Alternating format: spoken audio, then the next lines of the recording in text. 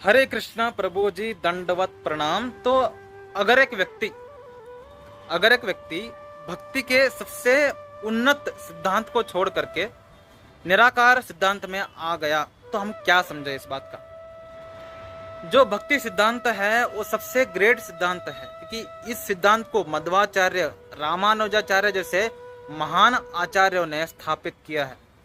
और इस्कॉन जो श्री संप्रदाय है, जो प्रामाणिक संप्रदाय, गौड़ीय संप्रदाय है, ये सब इनके ही अंडर नीचे आते हैं, इनके ही सक्सेशन में आ रहे हैं।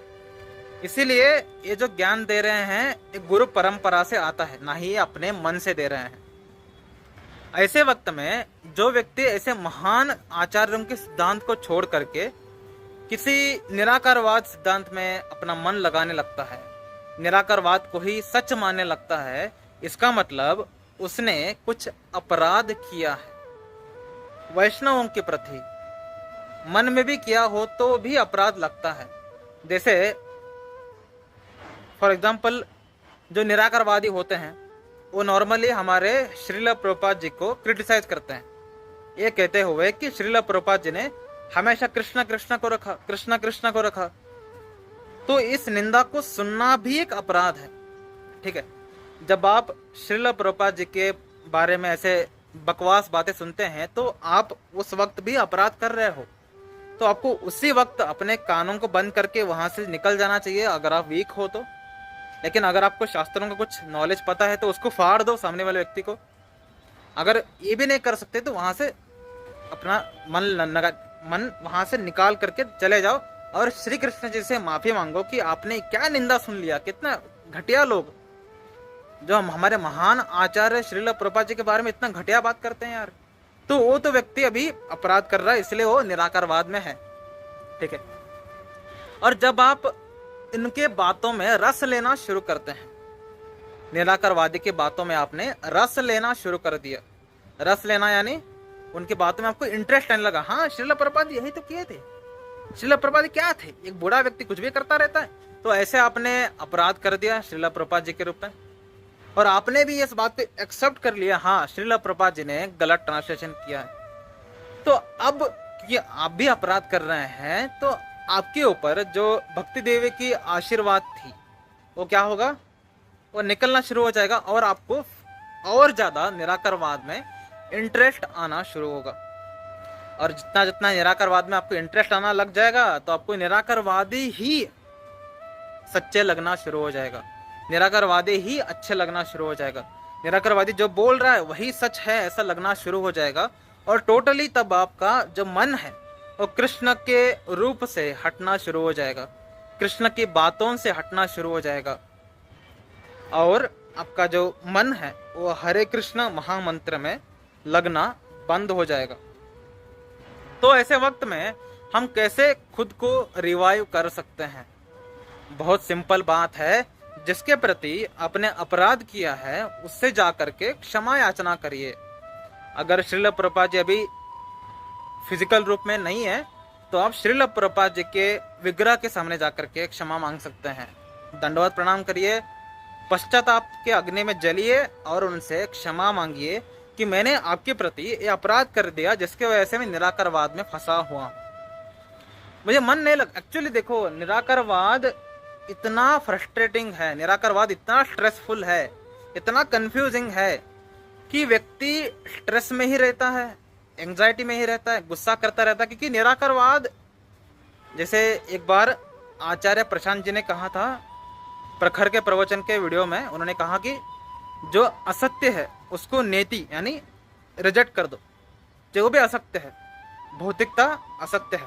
और आप जब कुछ भगवान के लिए करते हो, यानी मंदिर बनाना, मंदिर को जाना, हार पहनाना, जो कुछ भी कर रहे हो, क्योंकि आपको पता ही नहीं है सत्य क्या है, आपको आपके अनुसार सत्य क्या है, आपके अनुसार सत्य है कि भगवान निराकार है, भगवान का कोई निर्गुण है, वो उनका कोई गुण नहीं है, उनका कोई रूप नहीं है। तो आप जिसको मान रहे हो वो भी असत्य है, तो रिजेक्ट दिस थिंग, मंदिर को रिजेक्ट करिए।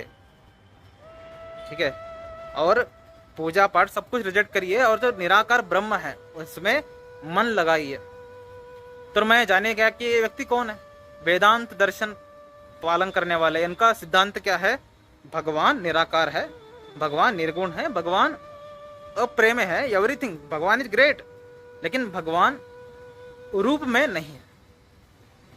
तो ऐसे जब हम बातें सुनने लगते हैं, तो जब हम देखते हैं कि ठीक है आचार्य प्रशांत जी ये बोल रहे हैं कि उन्होंने क्लियरली कहा है मैं वेदांत को फॉलो करने वाला हूं, मैं उपनिषद से दीक्षा लिया है, तो वो टोटली अग्री कर रहे हैं। हाँ, मैं निराकार को मानने वाला हूं। तो जो भी व्यक्ति आचार्य प्रशांत को सुनने लग जाएगा वो भी निराकारवाद में इंटरेस्ट लेगा, वो भी भगवान के रूप में रस नहीं लेगा, भगवान के नाम में रस नहीं लेगा। ऐसे वक्त में आचार्य प्रशांत मैंने इसलिए कहा कि ये बिग एग्जाम्पल है, एक ग्रेट एग्जाम्पल है, बहुत अच्छा कार्य कर रहे हैं। लेकिन जो लोकल निराकारवादी हैं, हमारे मित्र या कोई भी छोटे छोटे यूट्यूब चैनल्स, उनको देख करके जब हम भक्ति से मन लगना बंद हो जाता है, जब भक्ति से छोड़ देते हैं, क्या आचार्य प्रशांत जो बोल रहे हैं पूर्ण सत्य है? सत्य है, लेकिन पूर्ण सत्य नहीं है। ठीक है, वेदांत यानी वेदों का अंत, आपको थोड़ा ऊपर उठना पड़ेगा। ठीक है, मुझे एक्चुअली वेद पढ़ना है कि एक्चुअली लिखा क्या है वहां पे। तो अब जब वेद पढ़ोगे, उपनिषद पढ़ोगे, श्रीमद् भागवतम पढ़ोगे, आपको पता चल जाएगा कि ठीक है आचार्य प्रशांत जी एक लेवल पे बोल रहे हैं, लेकिन उससे ऊपर भी सत्य आता है। तो वही हमको साकार रूप सत्य कहा जाता है।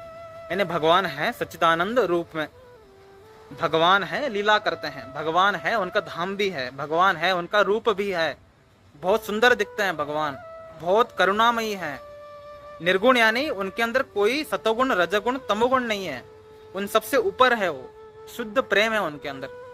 तब ये सब जब आपको सत्य पता चलना शुरू हो जाता है तो व्यक्ति अपने आप भक्ति में मन लगाना शुरू कर देता है, निराकारवाद को छोड़ करके। क्योंकि निराकारवाद में आनंद हो सकता है लेकिन रस नहीं है। यू कैन फील एंजॉयमेंट, लेकिन उसमें रस नहीं है, यानी जूस नहीं है। जूस ही क्या बोले उसको, रस ही नहीं है। ठीक है, तो ना ही उसमें कोई एक्सचेंजेस है, ना ही उसमें आप किसी से आदान प्रदान कर रहे हैं, कुछ ही बातें कर रहे हैं। क्योंकि किससे बात कर रहे हैं, किसके लिए कर रहे हैं, सब कुछ निराकारवादी है। तो निराकारवाद हम खंडन इसलिए करते हैं कि निराकारवाद में रस नहीं है। आप आनंद अनुभव करके फिर से धरती पर लौटना पड़ेगा ताकि आप फिर से भक्ति कर सको और अच्छे से भक्ति करके धाम को जा सको। यही कहना था कि अगर आप निराकारवाद में फंसे हुए हैं तो पश्चाताप के अग्नि में जलिए, जिनसे आपने अपराध किया उनसे क्षमा मांगिए और भक्ति कार्य यानी हरे कृष्ण महामंत्र फिर से जपना शुरू कर दीजिए, बिना किसी इंटरनल मोटिव के। ठीक है, मैं समझ चुका हूँ कि निराकारवाद पूर्ण सत्य नहीं है, इसके ऊपर भी सत्य आता है जाकि भक्ति है। तो मैं भक्ति करना शुरू कर दूंगा, हरे कृष्ण महामंत्र बोलना शुरू कर दूंगा, तो मे भी आप फिर से 2 महीने 3 महीने के बाद फिर से आपको वो चेतना वापस आएगी, भक्ति देवी आपके फिर से हृदय में वापस आएगी, और उसके बाद फिर से आप एंजॉय करना शुरू कर दोगे भक्ति प्रोसेस को। समझ गए कैसे हम भक्ति करते हुए अगर हम गिरते भी हैं तो हम कैसे रिवाइव हो सकते हैं। तो आचार्य प्रशांत के फॉलोअर्स इस ऑडियो को सुन करके भड़क सकते हैं, कुछ फर्क नहीं पड़ता है, हम सत्य बोलेंगे। ठीक है, हरे कृष्ण।